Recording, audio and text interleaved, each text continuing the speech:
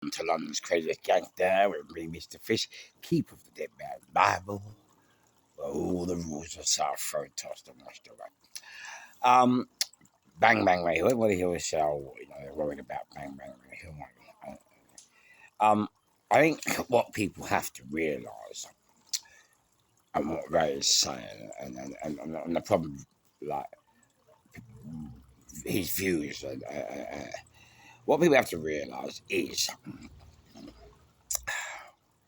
a lot of working class, not just white, black working class, or Asian working class, a lot of working class are taking issue with immigration or issue with grooming gangs. But the problem we have, We'll go in. Is he staying in there until I come back? the problem we have is if we, as working class people, say anything about immigration or grooming gangs, we are predicted in the press as far right or racist when we are not. It's too easy for them to label us and vilify us with these comments. It's as if to say we vote for the government. Shut the gate then. Yeah, we vote for the government, but they don't want to listen to the people that vote for them, and that's the problem. They don't. I don't think they know what to actually do with the problems that the public are are trying to address. And if you do address it, I mean, they vilify you. They call you far right. They call you racist. When we're not, we don't mind integration. But the problem is, if multiculturalism and integration are bringing severe, well, not problems like Manchester, like London Bridge, um, like um, uh, the the kid that when we did a not the kid who stabbed the kids, Lee Rinkeby. People don't forget that, and they feel it.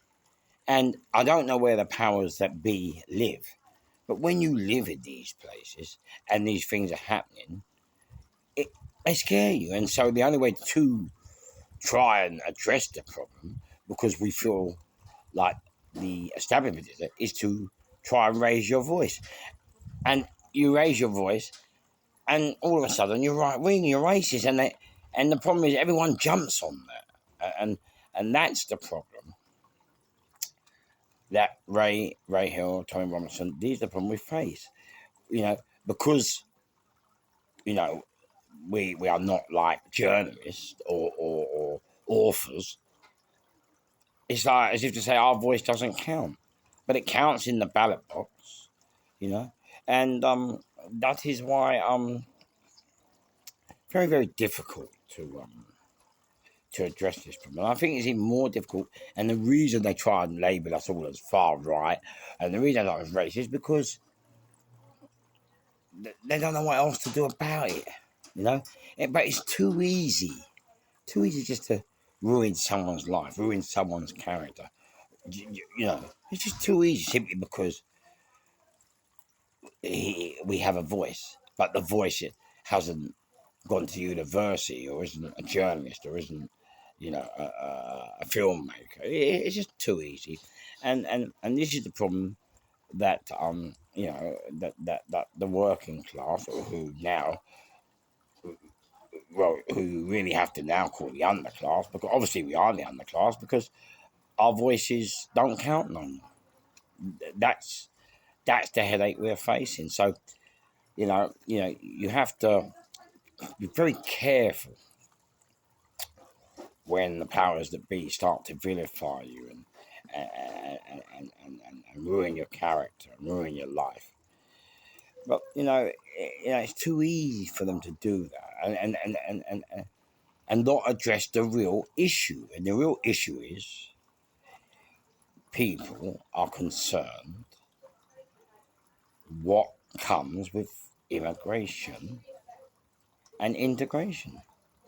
And the government, yeah, they're the ones who create this situation. They've come in each year and told us, oh, we're going to cut it down, and it's grown and grown and grown and grown. And we, as the public, normal people, very normal people, we see things happening, hear things happening, and we're not allowed to say anything or do anything. We're just supposed to sit and watch and accept it, what's happening. And that's the issue here. And that's why, even now this podcast now, I don't know what's going to happen to it. I don't know if I'm going to be canned. I don't know. But, I am not far right. I am not racist. I don't hate integration. I don't hate multicultural. But I understand why. I understand why people are complaining. And I just hope or wish that, the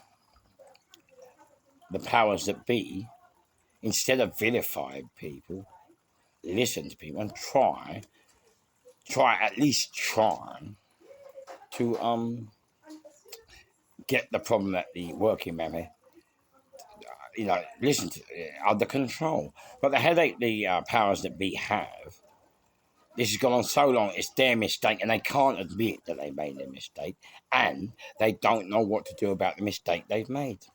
So,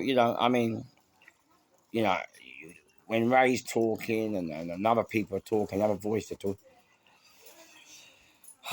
you just have to, and they're being vilified and torn apart, and their characters being ruined. You just have to be very careful that you don't judge them on the media and the powers that be. It's difficult, isn't it? You can't. We're supposed to be led to believe that we have freedom of speech, that we can voice our concern, that we can protest. But it's like now the government have forgotten all about the people, and it's not just working class, middle class. They too feed it. Douglas Murray, for instance, he's not one. He's not. He. He says everything I'm saying, and nothing happens to him. Yeah, but to me or to Ray or to Tommy Robinson, mate, we're thrown in the bin and trashed. So I just thought I would make a short one about that, and I just hope people see what the general public, the British public, working class, and I dare say even some upper class, all public, of all classes. I hope that the powers that be actually listen instead of keep just throwing labels out there, which is too easy for people to latch onto. Oh, you're racist. You're far right. Well, it's too easy to just mask over what people really think. And we're not racist. We're not far right. Black, white, we all have the same issues, and sometimes the same. We don't forget the atrocities that have happened. That doesn't mean to say that we hate, all Muslims, all blacks, all white people that commit. We don't. We understand that the people that commit these atrocities have strayed away from the teachings of the Quran, and strayed away from the teachings of being a good Muslim, and we understand that. So we're not. I mean, come on, we don't put down religions and racism and all that, yeah. But we're just trying. The people who manage the airport and the people that died there, yeah, they have to live with that every day, and they want, and the grooming gangs, the people of the girls involved, they have to live with these, the kids, and people just want to bring it to the public, and it's like the media just seem to be, it's like the powers that be just seem to be oblivious to it. Maybe they need to live where we live and experience it. I mean, London Bridge, Westminster, mate, it happened on their doorstep, and it's like they still don't know how to address this problem. It's ridiculous. Anyway, that's it. I just thought I'd address that, because people are worried about Bang Bang Radio and that, and I'm just trying to tell you um, what Ray's trying to achieve. Whether he's doing it the right way or wrong, that's not my issue. Is we have to be very careful. It just seems that we're not allowed to speak. We're not allowed to have a view. We're not allowed to. We're not allowed to speak about what we see. We're not allowed to look at the evidence. And once we've seen the evidence, we're not allowed to express our view. That's how I see it. Right. See you soon with the loon, and I hope this makes a little bit of sense about what's going on. Take care.